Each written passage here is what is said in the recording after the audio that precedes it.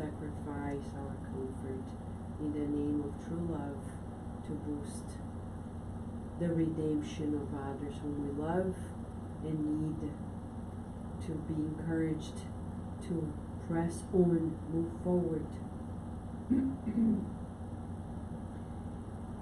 In the book 50 years later, we're gonna find the reincarnation of the Senator Publius Lentulus as a slave, but he's no longer the central character in the book.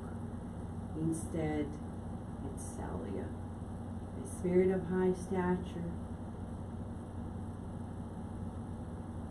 and we'll let our dear Daisy and Carol to tell you more about it.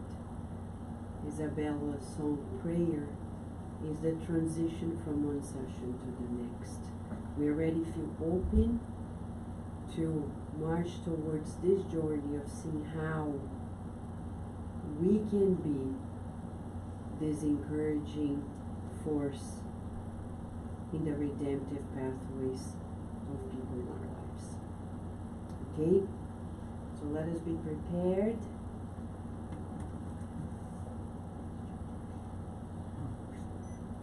Is it on?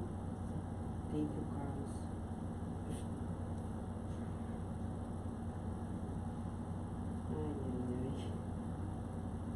Okay.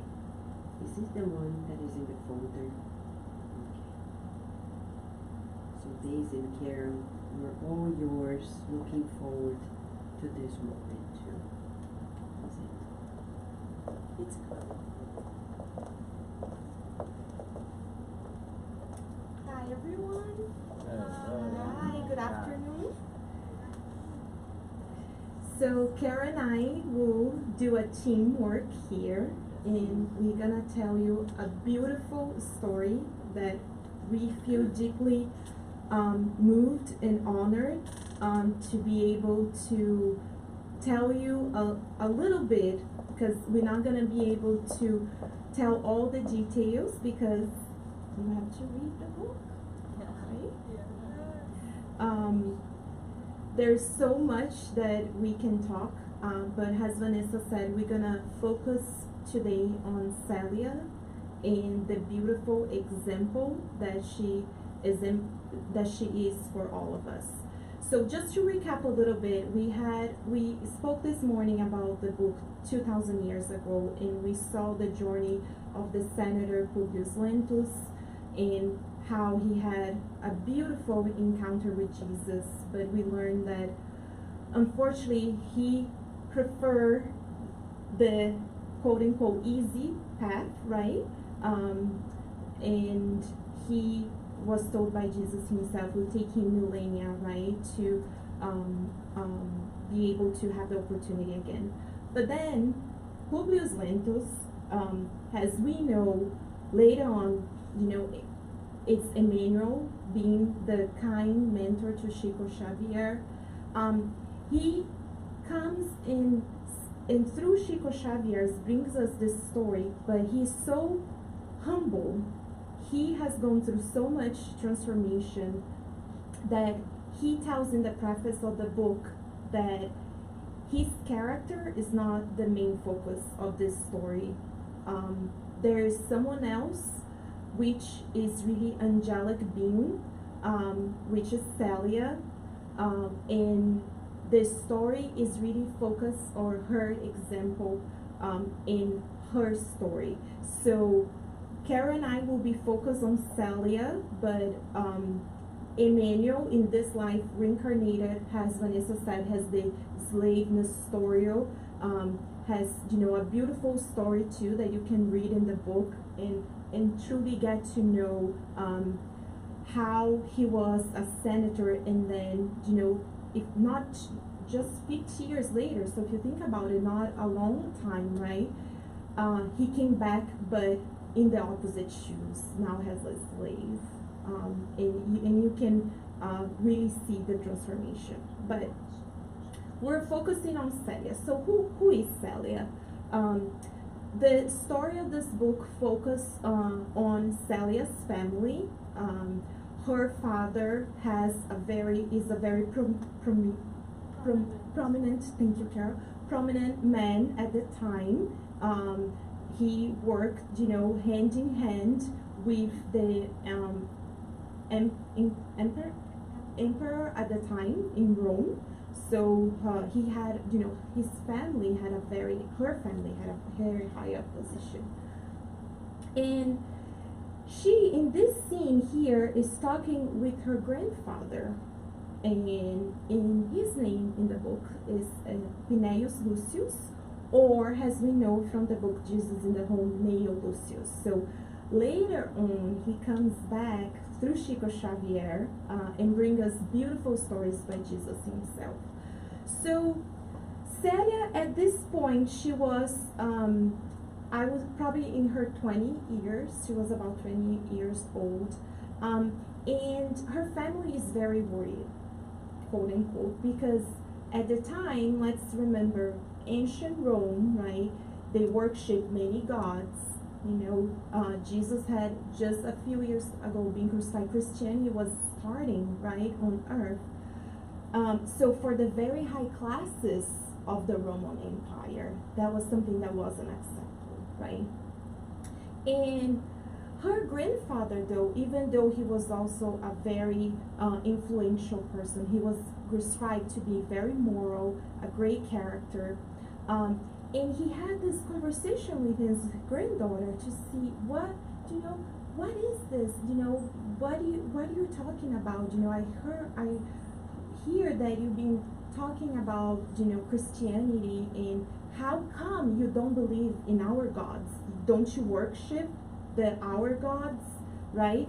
How can you, not disrespect your family that way, the traditions of the time, right? But in a very loving way, he didn't approach her with judgment. He was really trying to understand what his granddaughter was going through. So she explained how she got the opportunity to get to know about Jesus and about Jesus' teachings. So in an event in her life where she was in a trip with her family, they were in a boat, they were really enjoying, and there was a particular slave in the boat.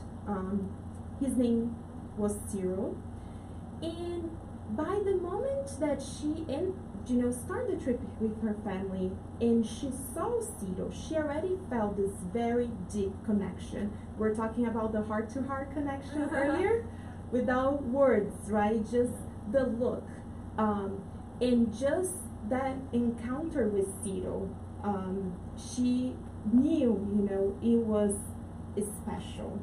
But remember, she was the daughter of a very high, patricians, a very high prominent person in high society, and he was just a slave. So an event happens in the boat, she falls off board, and he jumps in, he saves her, and as a gesture, her father, not only frees him, but brings him to, be at the home with them, to help them, and, Cyril was eternally grateful for her, for that opportunity. So in that short moment where Cyril was working at her house, and they had this deep connection, he started to tell her about Jesus and these stories of Jesus, and really showing her, look, there's no difference anymore. We're all the same. It's not because you were born at this place or that place in the society that you're less. Jesus came to tell us that first there's only one God, and he loves us indefinitely. And we are all brothers and sisters. We're all equal. And for that time, that concept was very new and revolutionary. And with that exchange with Cyril, she really took that in, and she felt, this feels right. The teachings of Jesus really touched my soul. And she tells in such a loving way to her grandfather that it touches his heart. So again, the heart-to-heart connection, right? Because of the love that she had, that she got to know about Jesus. Later on, we'll find in the book that her grandfather also really accepts and takes this on. And she tells her grandfather, look, I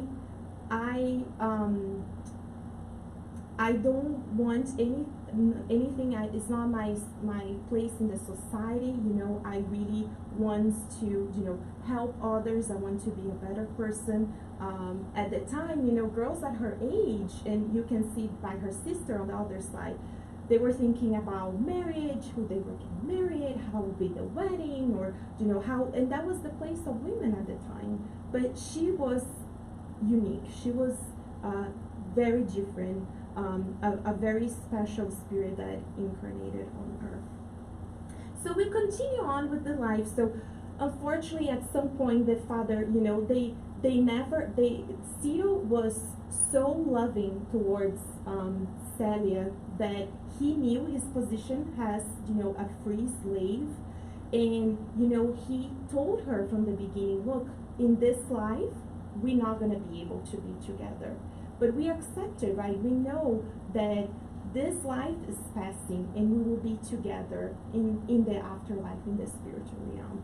So, it's not that they, you hear about this, they try to escape or they really accept their position. So unfortunately her father, finds out and, in a situation, make sure that, Ciro is taken, to another city. But her love for Jesus didn't stop. So later in this story, she, with a family friend, has the opportunity, and they narrate in such a beautiful way, to really go to hear about Jesus' teachings. And let's remember, at this time, in Rome, it was something that was not allowed, right? And there was a lot of persecution already happened to Christians at the time. And in this beautiful narration, they say how the followers of Jesus really make an effort, and they were not, afraid to go and really talk about it. So we bring this to our daily lives. Isn't it so special that we can come here, right?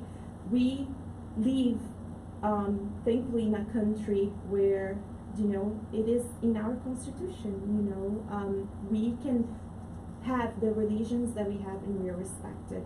So at that time, can you imagine just to go to a meeting where you could hear and talk about Jesus, you were already persecuted for it. So we really have to cherish what we have, and unfortunately this is something that still happens on earth, so we have to be conscientious and be grateful for having spaces like this.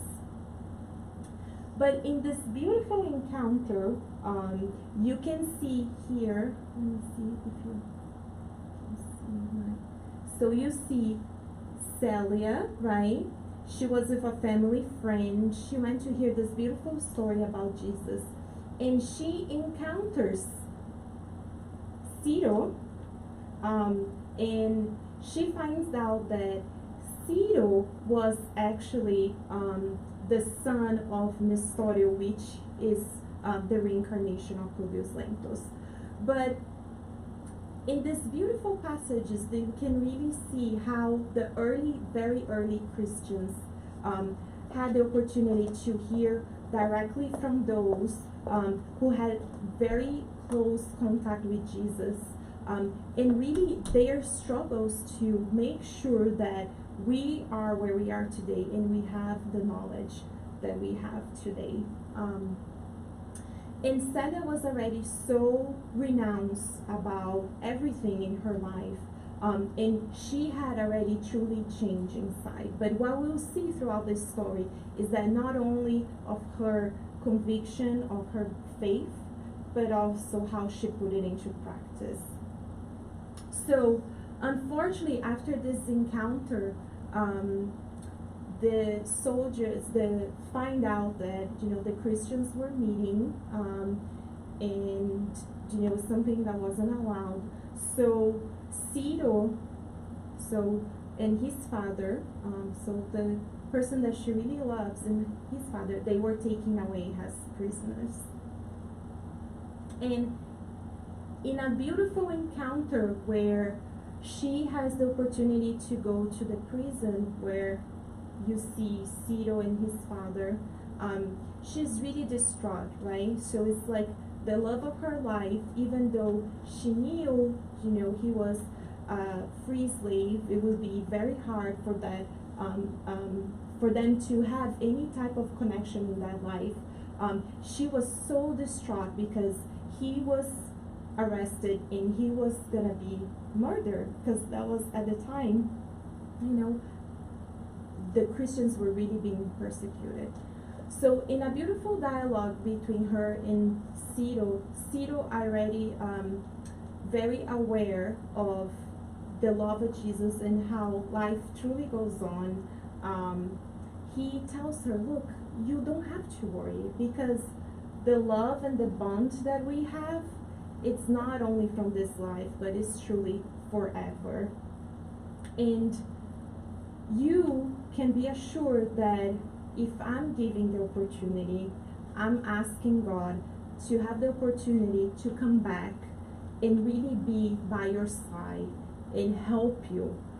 But remember, in this life, you must first love God above all things, right? And second, to honor your mother and father. So he was like, even though her family never accept him, never accept her religion, he really told her, look, you cannot, turn against your family. You really have to embrace and love them because they are your father and mother. So it's something that you think about, right? So it's easy for us to be here, but imagine being in her shoes. She had all the reasons that people might say you might, turn against your family, or, be someone that would be truly, instead of being, accept life, would be in the victim's place, right? Why me? Why this happened to me? Why my family doesn't understand me? And in this conversation with Cito, she really understood that by learning about Jesus and his teachings, is that how we are all connected with love, that is truly is not in what happens in this life, is really this true family love, and that they will be reunited again. So unfortunately, Cito is murdered, and Celia continues in her life, but her renunciation is starting, unfortunately. So in a very sad way, and it's a separate story in the book that you should read. A plot was made against her mother at the time by someone that was very envious of her mother at the time, where a plot was made that her mother actually gave birth, quote unquote, again, this was a plot, to incriminate her mother as an adulterer of her father. And Celia, in the moment that the slave, the person that was hired to put together this scene where, her mother took a potion she was asleep, so she was, unconscious, and then the slave brings this newborn, this baby, and she plots the whole scenario as if her mother had been the adulterer, and the idea was for her father to come in and see this scene. Celia is in her room and she hears the baby crying, and she comes to the room and see the scene. So can you imagine? Let's put ourselves in her shoes. She knew about the integrity of her mother, She knew about how righteous she was. But at the same time, she walks into this scene where she knows that this situation right here could change the life of her family forever, right? And at the very moment, she first prayed to God. So she told herself, God, what should I do, right? How many times in our lives we are in this very situation, right? As Vanessa told us in the beginning, the crossroads. So we know that whatever decision we make is gonna affect our lives forever. And this was the very scenario in the book, the very moment that Celia's faith was put really to the test, let's say it this way. So her first reaction was to pray. And when she prayed, her grandfather figure came to her mind. And at this point in the story, her grandfather had already passed away. And her grandfather came to her and reminded her, remember when we talked, we should truly serve our Master Jesus. And in order to put that into practice, you need to make everything in your, that you can to really make sure that your family, your parents, they are truly happy. Even that means that you be renounce your own happiness. So that really altruistic, right? She could have been, accused her mother, she could have, there are so many things, right? But at the very moment, she made the decision that it would change her life forever. So she decides at that very moment to take the baby in, and with the help of the servant, to plot there where she had given birth to this baby. And at the very moment is when her father walks into the room. So she, at the time, didn't know what would be the consequence for her. But she knew deep in her heart, right? Again, the mind and the heart, she knew in her heart that that was the Christian attitude, the Christian choice, that she had to step in and really help her family and her mother. And as soon as she picked up that baby, she felt a deep connection. Remember, this baby came into her life, through the slave, right? She, with the help of someone else in the story, plot this. It was an abandoned baby that was brought in to be part, right, of this adulterer scenario. But as soon as she picked that baby that came, quote unquote, at random to her life, right, she really felt a very deep connection. She didn't know why at this point, but she decided to, whatever happens, she would treat that child from then on as her own son. And as you can imagine, her father, a person that he had a good heart. He really loved his daughter and his family, but someone that was still very pride, very connect to the titles at the time, to the way people will see him, right, in the society. How could he have a daughter at the time that had given birth to a baby without being married, right? It was a disgrace to the family.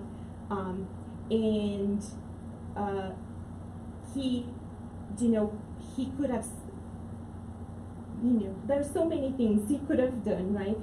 Like, he didn't even ask her, it was like he, just by seeing the situation, he already judged and said, how could you, my daughter? You are a disgrace to your family. Look what you have done. And in that very moment, he says that she will be dead for him and the whole family from that day on. And he put her, set her to leave the house and not never look for them again, she would truly be dead. And she finds herself, from being someone that had everything, materialistic speaking, right, in her life, by herself with a newborn baby. But you will see throughout the story that she never felt alone, because truly inside she trusts in God, and she knew that there was a reason why this was happening, and it was her call to really put into practice all that she had learned with Jesus. So not only reading and studying, but really walk the talk. And this is really the example of Celia. So to understand more about what happens next, right? So we got to this point in this story where her life changed forever. So we'll see what will happen next, and Carol will kindly lead us. And let's keep that in mind. You might look at this scenario and think, oh my gosh, right? This is it, right? She has passed through. This would be the hardest situation in her life, right? From now on, things might get better, right? Or she would find other ways, but we'll see, how really her renunciation had to continue throughout her life. So Carol will really lead us to the next part of the book.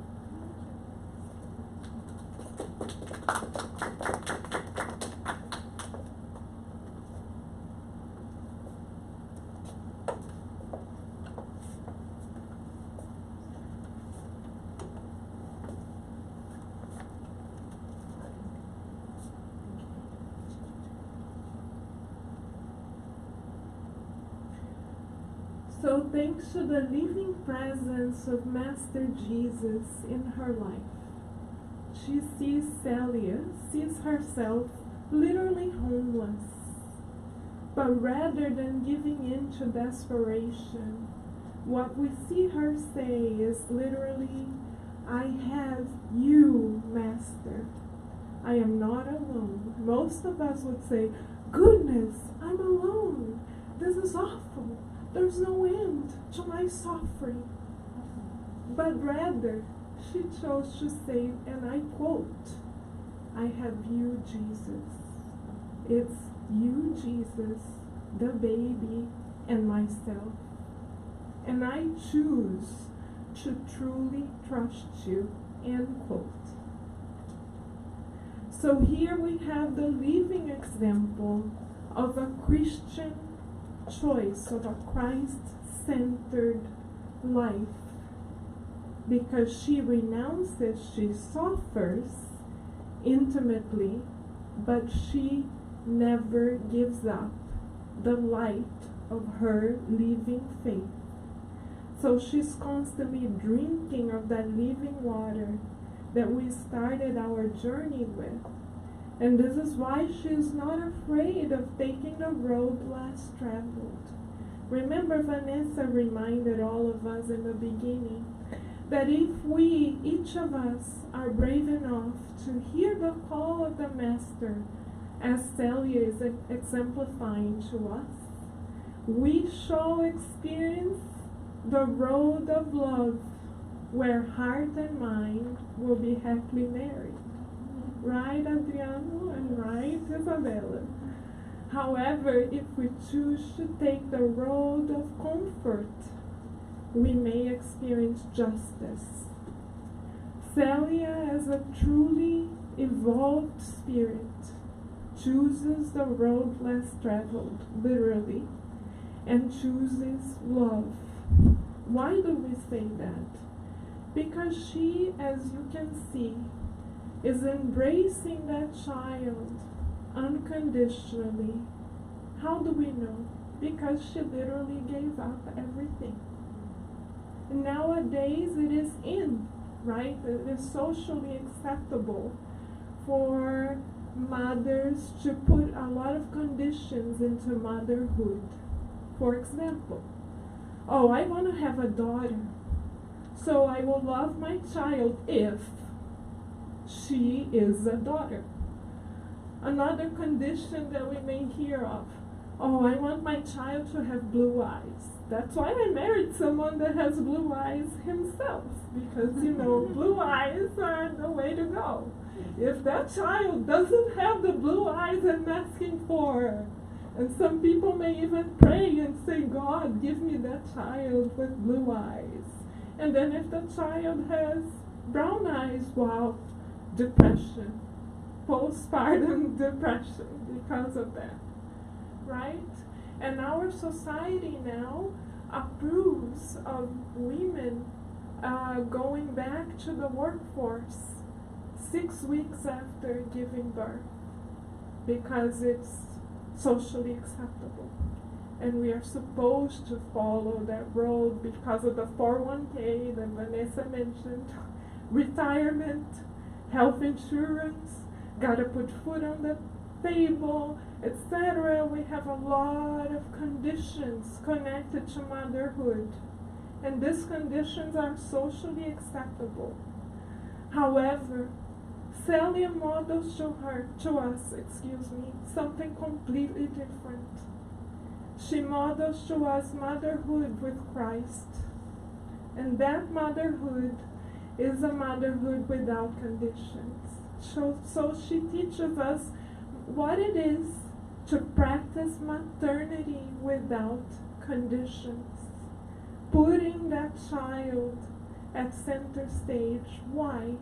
Because God has placed that child in her loving hands, and she believes in God's loving justice. She trusts God's guidance more so than the world's guidance.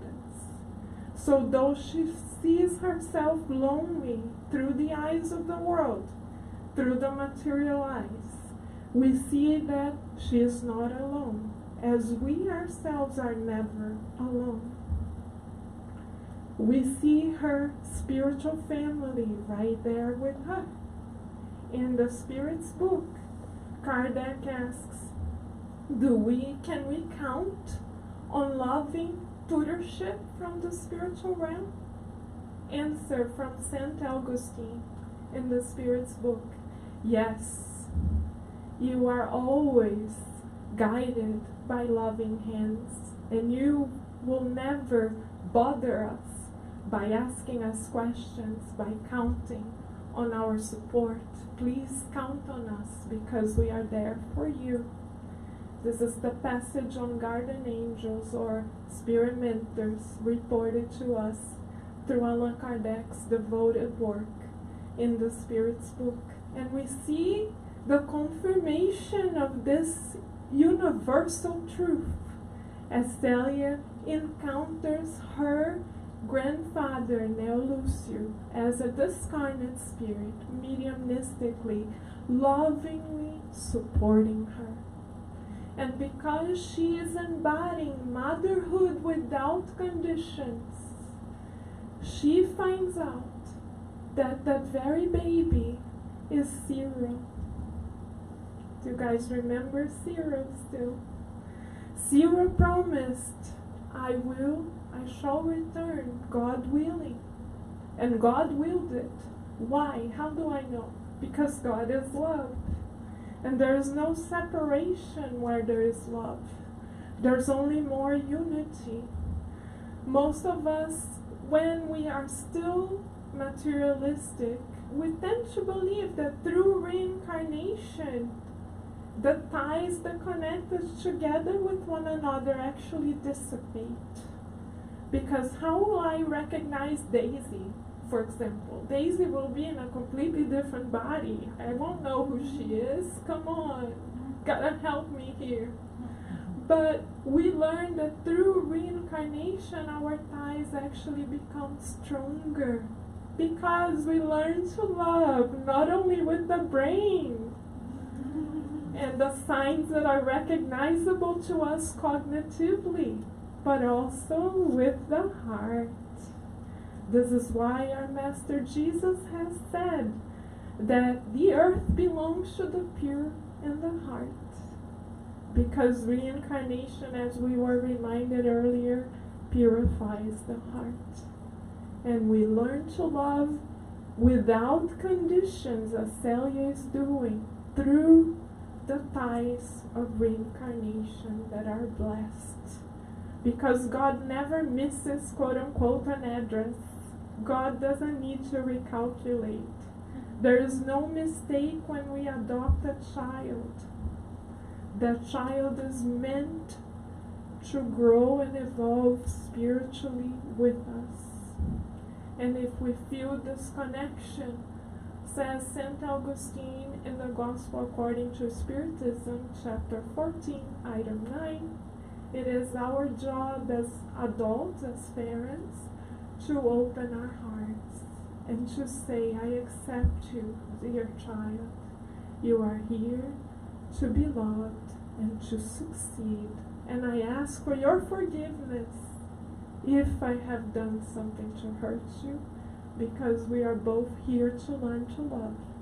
And Celia did that, just that. Celia said, Grandfather, why didn't you tell me this before?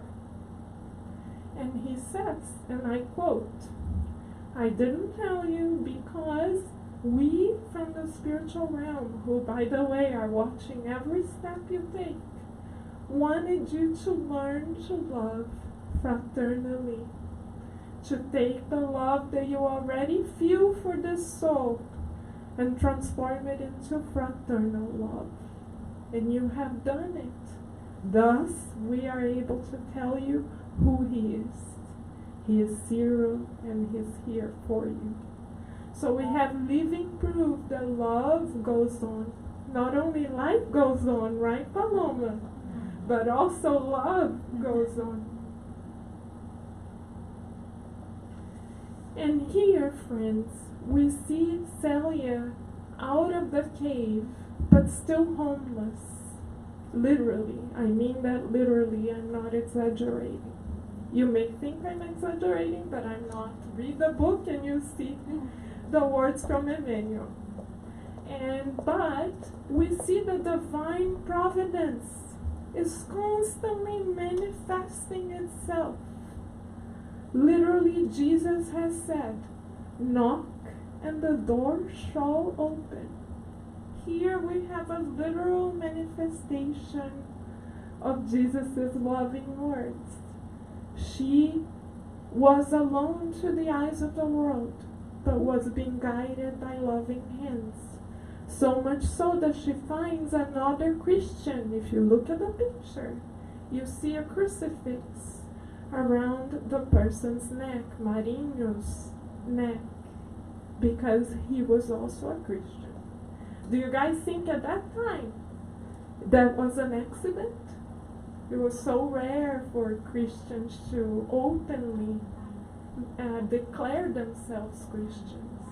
Do you think that was an accident? Not at all. This was perfectly planned by the roadmap of God's love. So here we are being invited by the Spirit Mentors, by Master Jesus, and by God to revisit our understanding of suffering.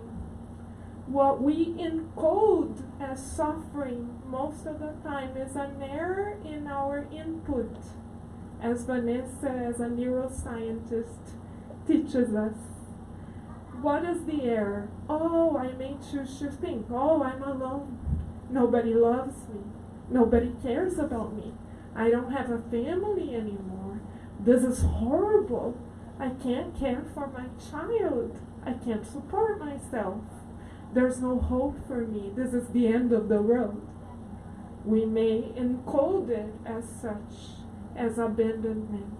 Or we may do another reading of the story and input it differently by telling ourselves, I trust in God's abundant love. And God's abundant love shall manifest itself regardless of the apparent circumstances. And Celia, in the inner temples of her heart, believed in the abundance of God's love. Thus, she read it. She read the apparent very painful circumstances in her life as blessings in disguise. And in doing so, she was able to find her spirit family. We were reminded through André Lewis that the purpose of immortal knowledge is to bring consolation. And because she drank of the living waters of the Christ, she was able to constantly find love and consolation, no matter where she went.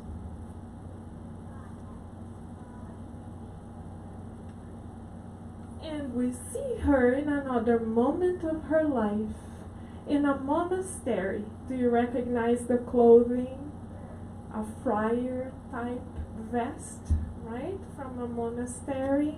And you see her short hair, and you may be wondering, she changed her fashion statement. She's making a new fashion statement. That is not the case. It wasn't a fashion statement. It was actually a survival decision. She had to take the temporary role of a man in order to survive, because she was constantly the target of harassment. Since women were not highly respected 2,000 years ago, she had to disguise as a man temporarily in order to protect herself. And she took refuge in Marinho's old monastery. Marinho was the Christian gentleman that welcomed her in his home. He passed, and she was sent to the monastery that he wanted to be a part of. And yet again, we see her at a crossroad, another crossroad. So we see even more renunciation. She renounced her social position. She renounced her family. She renounced her gender. And now, look at what's happening to her. Again, she's being accused. If we look at the picture and we look at the body language, we can do a reading of the emotional messages there. We see the men in handling the baby to her as being a little bit harsh, right? We see through the facial expression, we see him practicing his authority, being very direct, very firm, acting quote unquote like a man, right? Macho man. Remember the song? I'm not gonna sing because my voice is not as beautiful as Isabella's. I won't, I promise. I don't want to break the windows.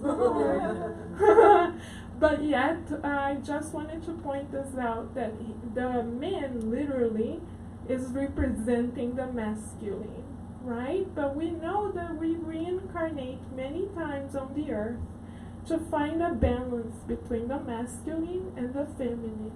Who showed us that? Master Jesus. He was and is firm and kind, melancholic but joyful.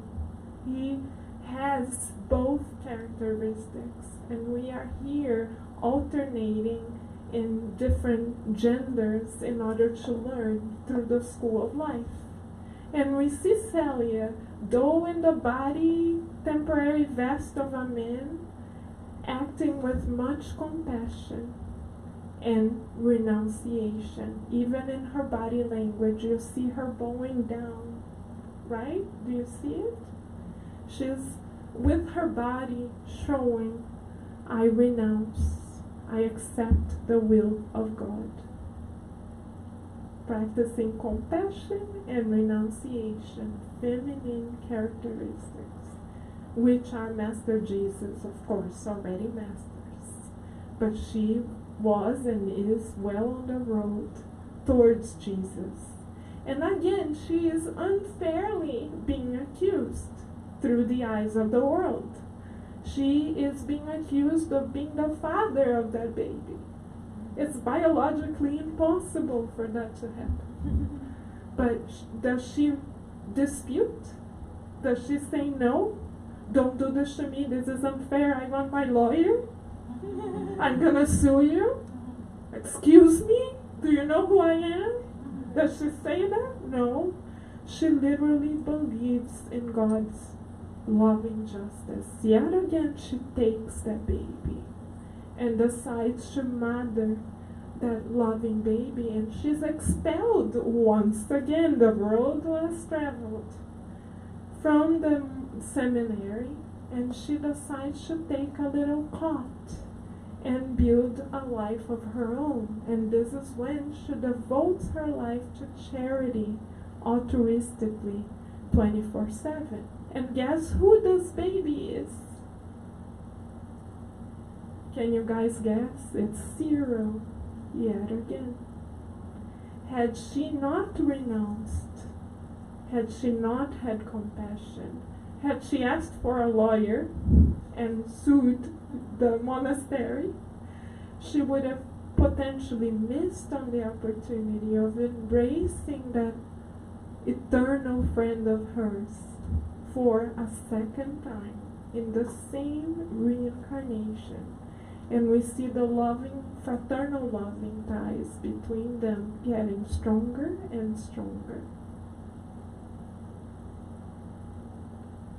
Because Celia, through her lifetime, becomes an example of service, living example of what it means to be a Christian, because she devotes her life to serving the community.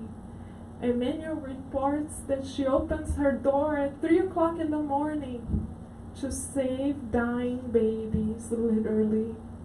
She also creates a school, and she creates an organic garden, and she helps feed those in the community around her. She literally devotes her life to others. She even reads the gospel to the goats and sheep.